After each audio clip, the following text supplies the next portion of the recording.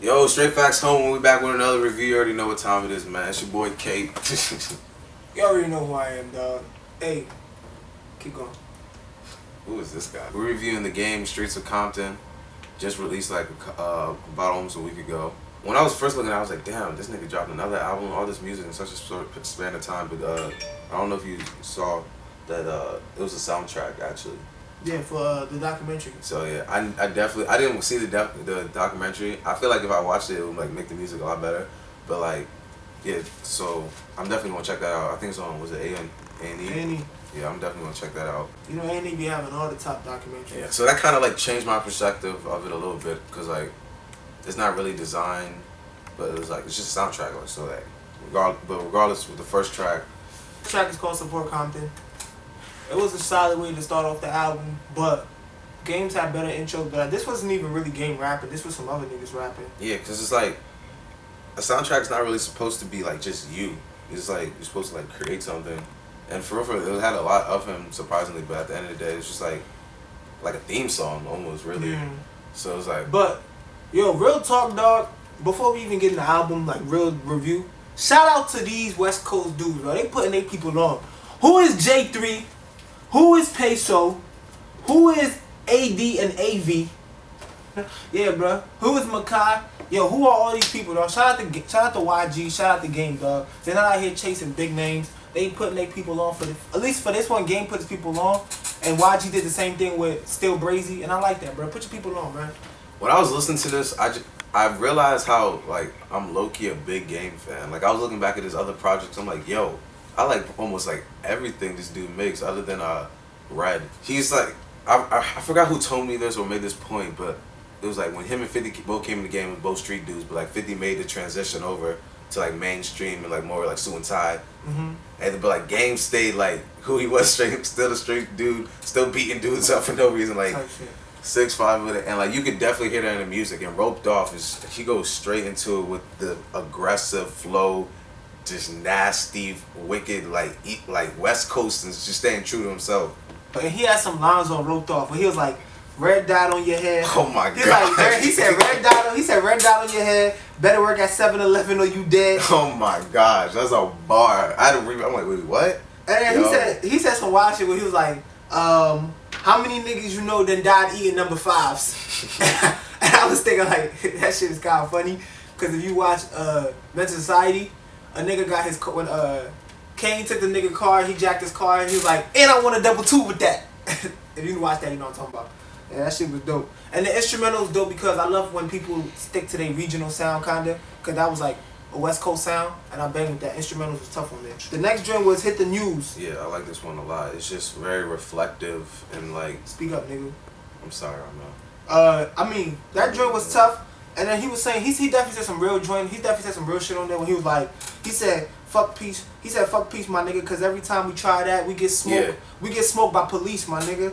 And then I was like, then he also made sure like, alright, bro, Kendrick and Nip Hustle, they doing their thing right now. But I was the one holding down the West because he was like, who was before Kendrick and before Nip? So he kind of like, not those shots, but he was like letting niggas know like, yeah, bro, I was definitely the one doing this before they came. And like he also has like an interesting point. Like he realized that like all this gang stuff is like detrimental and like he kind of wants to stop. But at the end of the day, he not gonna be the one caught lacking. You understand? Like, and bro, it's not right. But it's a lifestyle, and it's too late now to go back. So we just gonna have to keep it pushing. And then after Hit the News, the next song was Bullshit. And Bullshit, dog, it was definitely dope. And it definitely had one line out. I kept geeking about this joint. He was like, get your ass robbed out here by a nigga named Rob out here with no job out here. That shit had me dead geek, bruh. And then if you listen to it too, it's another thing they do in LA. It's like called 40 Days, 40 Nights. And he kind of talked about that. It's like basically when niggas just basically be killing, bro. Like, it's like a killing fest. And it's like, damn, that shit is crazy. And then he was like, when he was like, remember the joke? He was like, he was like, save them. He said, save them motherfucking tears when you bunked up with a nigga who ain't have pussy in years. That shit was geek too. And then, yeah, bro. Like the middle of the album, it was like pretty much monotone for me, other than Gang Signs, which I thought was the best song on there. But I feel like it was more like if I would have watched the documentary and actually like connected the two, I feel like I would have been able to connect more with it. But it is what it is. But definitely Gang Signs. That's probably I'd say that's the best song on there. It was just like Roped Off. It's just so hard and gritty. And he had this one like kind of introspective line. He was like, black on black crime, killing our own brothers. I'm sorry. I had that same line. Good. Killing our own brothers, but what the fuck can we do? When you got on the wrong colors. This is just like how I said on Roped Off. It's just like, yeah, this is kind of messed up, but you're not gonna catch me lacking. Like, it's both sides to it. It's not just like, oh, we gotta stop killing people. It's just, and it's not just like, oh, I'm gonna defend my block. But at the end of the day, yeah, definitely Gang Signs the best jump. And like Unfollow Me, that's like it wasn't really too much there lyrically you can get from it. It's just straight vibe. Like, bro, you need a thug in your life. You need a thug in your life. Hey, girl, you got this thug in your life. Like, I could definitely listen to that all day, and that just feels like a West Coast type of thing. Like late summer night, like cool. Perfect. The Chronic, I ain't have too much to say about that. It's just regular. I like The Chronic a lot, actually. I don't know. Maybe it's just me. But I really wasn't feeling Death Row Chain. He was going hard, but I don't know. Nothing he was really saying was resonating with me. But the last song there, For My Homies. Bro, hold up. Oh my goodness. Rewind that, bro. Honestly, Death Row Chain is probably one of the best songs on the album. Honestly, bro, this nigga was like, basically when he was talking about, he was like, even though Pac wasn't born out here, he was accepted by the West. And then he was like, bruh, I don't know if nobody caught that, but it was low-key dry snitching on Death Row Chain. When he was like, Pac got smoked by Baby Lane. For a Death Row Chain. Yeah. And then if he was like, Baby Lane got smoked too. So basically, he basically said who killed Tupac. And nobody caught that? Nigga, Baby Lane killed Tupac. You ain't got the proof. Game said Baby Lane killed Tupac. Game says the truth. I was like, yo, did nobody catch that shit, bro? I know the reason he probably said it because Baby Lane's dead, but it's like, bro, Game know who killed Tupac. Baby Lane.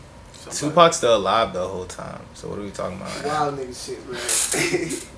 But like, yeah, back to For My Homies. I don't know who was singing on it, either Michael or Peso or whoever it was. It had to probably be Micah because Peso was on the other. He was right here. Word. Nobody sang on it. It just really resonated with you. And he had this one line, like, see what this nigga did. Took his father away from 7 kids. God, it's just like, damn, bro. Good job, bro. Fuck that. Like, it was so poetic and at the same time so, like, still tough and, like, hard and gritty.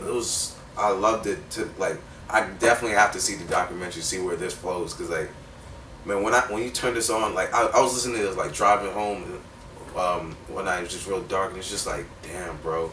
Like, stuff like this really goes on in the world. And the game really painted a very vivid picture for me. Yeah, that joint was dope. And Micah, that chorus was fire. That joint was dope. That chorus on For the Homies, that shit was super fire. That's probably the highlight of it for me. Yeah, definitely. Yeah. So shout out to Micah. Alright, hey yo, final thoughts is shout out the Game for not making this shit like the documentary with 100,000 songs. It was straight, this joint right here was straight to the point. Quality music, knocking beats, dope content. And I'm gonna give this, since Owi's here, because Owi always be crying, I would give it an 80 something. Why are you listening to Owi? But Owi be crying, so I'm gonna just pull up. I'm gonna give it what I gave YG. I'm gonna give it a 75. I would give it an 85, but I'm gonna give it a 75 because Owi be crying, the man behind the camera. But yeah, the quality music, and yeah, bro, the Game is like, what more can you say, bro? He a legend. He when Snoop and them was chilling out, Game came and saved the West. I mean, like, he's a legend, bro. He a staple. Facts. Like, he's just a staple in the West, bro. And never forget that. He gonna be here for another 10 years. This really reminded me how much of a game fan I am. Like, I'm looking back at his other projects. It's like, yo, I really like this dude a lot. And like I said earlier, he's been sticking to his roots since day one. He's the same street dude that he came in, didn't conform. Like, I think he had this one line on Jesus Piece. It's like, no, it's actually a documentary too. I won't cross over for these sales, something like that. It was kind of sneak dissing 50, but like at the end of the day, he's always gonna be true to himself. And you can definitely hear that on this project. Same gritty, same gang affiliated influence, all that Compton, West Side. I definitely vibe with this a lot. It's not really a true album, just like a soundtrack. So like you can't really critique it as so, Like I see it more as like an LP, but like at the end of the day, it was very good music quality. I want to give this a 75 out of 100. I definitely vibe with this. There's songs on here I'm gonna listen to it for a very long time, and I can't wait to hear the next full body of work from the game. Shout out You ain't Straight about Facts. to buy his shit, nigga. I'm not. Funny, man.